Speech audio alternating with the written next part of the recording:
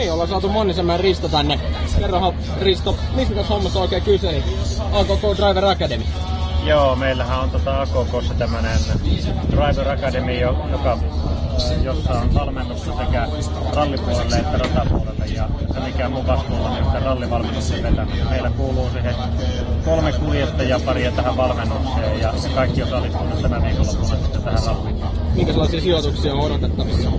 No, 2 heistä on ensimmäistä kertaa osallistumassa tähän ja yksi kuljettaja oli viime vuonna, Jussi Mikko oli viime vuonna, niin kaikille on asetettu tulostavoitteet ja tietynlaiset pärjäämiset ja tulosta nimenomaan lähdetään tekemään. Päätavoite on se, että tullaan maaliin, mutta se ei tarkoita sitä, että saa ajaa luvattoman hiljaa. Eli että kuitenkin pitäisi tehdä myöskin kunnollisia pätkäaikoja ja kunnollista kilpailutulosta. Ja uskon, siinä sitä tavoitetta aikaille kerralla ihan tarpeeksi. Ja jotta kansa voi sitten seurata nimenomaan näitä ensikertalaisia, niin ketkä nämä oli vielä nimeltä? Jukka Korhonen ja Esa-Pekka Lappi, niin he on niitä kavereita, jotka on jäänyt sitten ensimmäistä kertaa. Mutta pidetään herralle peukkuja.